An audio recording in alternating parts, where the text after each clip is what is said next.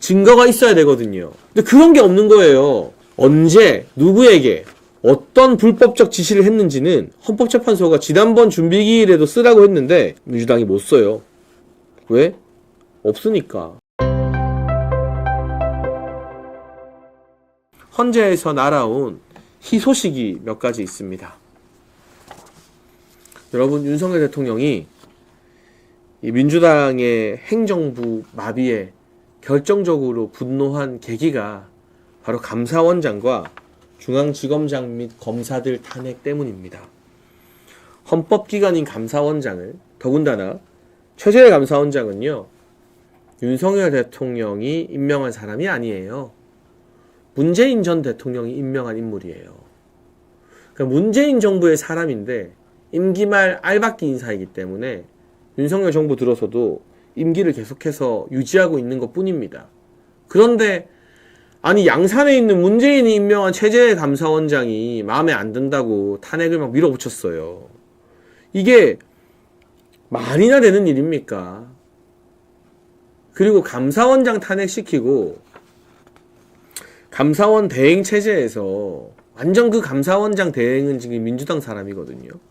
용산 대통령실 이전 등에 대해서 다 문제없다고 결론 난 걸 새로 감사하라는 지시가 떨어졌다고 하는데요.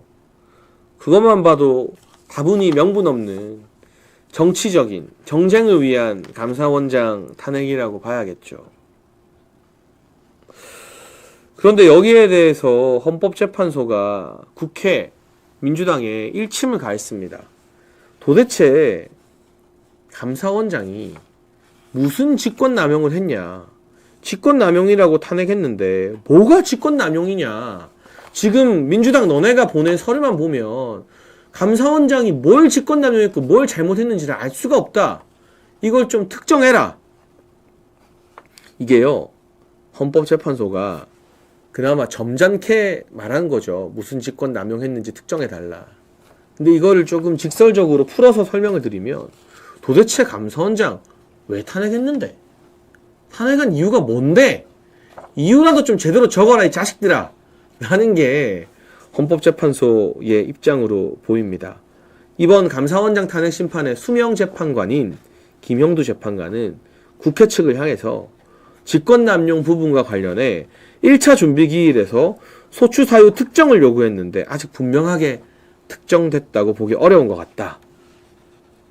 행위나 일시, 상대나 방법 등을 특정해 감사원장이 상대방에게 어떤 의무 없는 일을 하게 하거나 어떤 권리 행사를 방해했는지 내용을 특정해 달라라고 했습니다.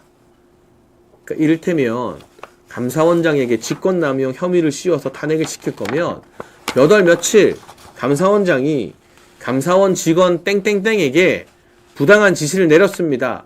이런 증거가 있어야 되거든요. 근데 그런 게 없는 거예요.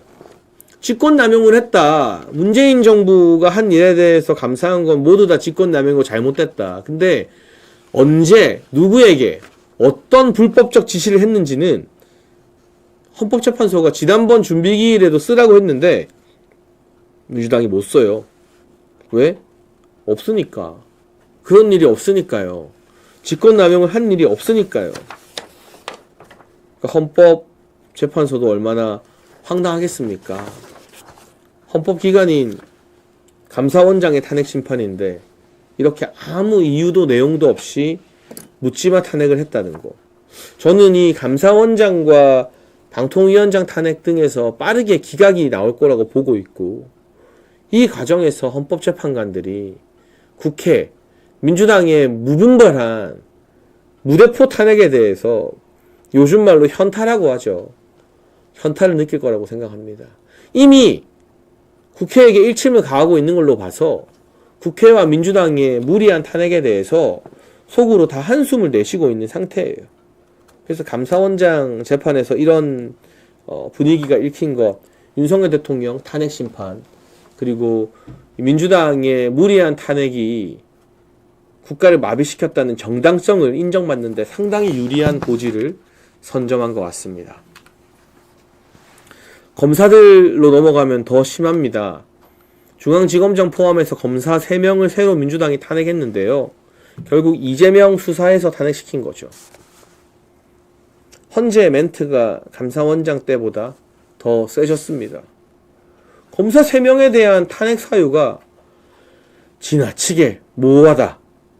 이거 각하될 소지도 있다. 헌법재판관이 직접 각하라는 단어를 썼어요. 그러면서 소추 사유가 분명하지 않다.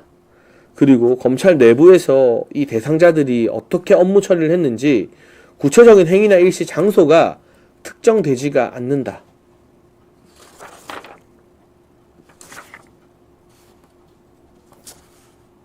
여러분, 이 각하라는 건 뭐냐면요, 심판을 할 필요도 없다. 야, 이거는 헌법재판관들이 모여서 탄핵인지 아닌지 재판할 가치도 없다. 그러면 나오는 게 각하예요. 그리고 탄핵 소추에 절차적 정당성이나 이유가 없다. 이거 심판 안 한다. 그냥 집에 가! 탄핵 안 돼! 하는 게 각하예요. 그런데 헌법재판소가 나름은 공정성을 유지하려고 노력을 하고 있을 텐데, 검사 탄핵에 대해서 사유가 모호하다면서 각하될 소지가 있다고 했습니다. 아예 민주당이 해서는 안 될, 전혀 근거 없는 탄핵을 했다는 뜻이죠. 앞서 감사원장 탄핵 심판과 마찬가지로 민주당 국회 측 대리인의 탄핵에 대해서 헌법재판관들의 불만이 지금 차곡차곡 점점 더 쌓이고 있어요. 저는 이 감사원장 탄핵, 중앙지검장과 검사 탄핵, 여기서 헌법재판관들이 민주당의 무리한 실체를 확인하게 되면서 윤석열 대통령 탄핵 심판에 있어서도 다시 한 번 더 생각하는 계기가 될 거라고 믿습니다. 네, 헌법재판소에서 확인된 이런 소식들까지 저희가 전해드렸고요. 두 가지 이야기 중요하지만 조금 짧게 해보겠습니다. 어제 국회 본회의에서 내란 상설 특검과 김건희 여사 특검법이 부결됐습니다. 이탈표가 각각 다르게 나왔어요. 내란 특검에서는 6표가 나왔고요. 김건희 여사 특검에서는 4표가 나왔습니다. 당내 기류는 이렇습니다. 김건희 여사 특검법은 몇 번을 민주당이 밀어붙여도 받지 않는다. 이건 왜냐? 김건희 여사 지키기가 아니라 이 특검법의 법안을 보면 대통령실, 정부, 국민의힘, 그리고 심지어는 검찰, 검사들까지 모조리 다 특검이 수사할 수 있게 해놓았다. 이건 그야말로 윤석열 정부와 보수 진영을 초토화시키고 몰살시키겠다는 특검이다. 그래서 찬성 이탈표가 4개밖에 안 나와요. 이 4개, 조경태, 한지아, 김상욱, 김혜지일 겁니다. 뻔하죠? 내란 상설 특검은 2표가 더 나왔어요. 아까 말한 조경태, 김상욱, 한지아, 김혜지에서 안철수가 추가됐고 누군지 모를 미지수 1명이 더 있는 셈입니다. 이건 이제 좀 아슬아슬해졌어요. 6명이 배신했기 때문에 2명만 더 배신자가 나오면 이게 또 한덕수 권한대행, 또 나아가 최상목 권한대행이 거부권을 행사해도 또 통과가 됩니다. 민주당에서는 대법원장이 특검을 추천하게 하자, 그리고 야당이 비토하는 권한까지 삭제하겠다라면서 새롭게 내란 상설 특검안을 발의했는데요. 여러분, 이거 꼼수입니다. 함정입니다. 이럴 거면 왜 그동안은 그 많은 독소 조항을 다 유지시켜 놓았습니까? 그리고 이걸 빌미로 국민의힘이 민주당의 근거 없는 특검에 동의해 준다면 그 다음에는 김건희 여사 특검도 오케이, 우리가 대법원장 추천에 비토권 뺄게, 최상병 특검 똑같이 모든 특검을 이런 식으로 만들고 나와서 다 받으라고 할 겁니다. 그래서 의원총회에서 한때는 친한계였지만, 최고위원을 했지만 이제 좀 회개하고 돌아온 것 같은 장동혁 의원이 지금의 어떤 사법기관과 수사기관의 행태로 보아 지나치게 좌편향돼 있다. 그렇기 때문에 어떤 종류든 민주당이 주도하는 특검에 대해서는 반대한다 라고 목소리를 냈는데요. 이번 건에서는 장동혁 의원의 정무적 판단이 정확하다고 생각을 합니다. 이런 민주당의 미끼, 이게 소위 말하는 미끼 상품이에요. 여기에 탁 걸리면 줄줄이 땡겨지는 거예요. 끌려가는 거예요. 이 미끼에 넘어가지 않고 국민의힘이 단일 대우를 형성해서 제발 좀 40%나 넘게 이 시국에도 국민의힘도 지지해 주는데 이 지지자들의 국민들의 마음을 외면하지 않고 소중히 대하면서 특검법의 함정에 빠지지 않아야 될 것 같습니다. 마지막으로 국가수사본부 이야기 해볼게요. 권성동 원내대표와 법사위 의원들이 원내 지도부가 헌법재판소를 찾아서 항의를 했다면 경찰을 관할하는 국회 행정안전위원회 행안위 의원들은 경찰로 갔습니다. 국가수사본부로 갔습니다. 조은희 의원이 행안위 간사인데요. 행안위의 다른 위원들과 함께 국수본을 방문해서 항의하고 들은 답변을 전해줬습니다. 지금 언론에서는 2차 체포영장 집행 관련 여러 시나리오가 나오는데 우종수 국수본부장은 지금까지 아직 공수처와 2차 영장 집행 시기, 방법에 대해서 공식적으로 협의한 바가 없다고 했습니다. 이걸 믿기는 힘들지만 아직까지는 공수처와 협의가 없다라고 했고요. 그러면서 중요한 내용이 이겁니다. 지금 언론에 보도되는 장갑차, 헬기, 경찰 특권대 동원 등은 소설 같은 이야기다. 소설 같은 이야기다. 여러분, 이게 당연하죠. 현직 대통령 잡겠다고 무슨 오사마 빈 라덴 같은 테러리스트 잡는 것도 아닌데 경찰 특공대, 탱크, 헬기를 동원하겠다? 동원해야 된다? 이런 기사를 쓰고 이런 말을 한 사람들 대한민국 국민 맞습니까?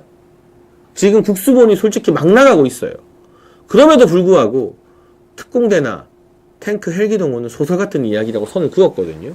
물론 이게 국민의힘 의원들을 안심시키기 위한 이중플레이 양동작전일 수도 있습니다만 이런 이야기를 이제 국수본부장이 뱉어놨기 때문에 만에 하나 이런 시도를 하려고 해도 안 한다고 해놓고 소설 같은 이야기라도 해놓고 이걸 실행에 옮기면 더 큰 역풍과 비난을 받고 책임을 져야 되겠죠.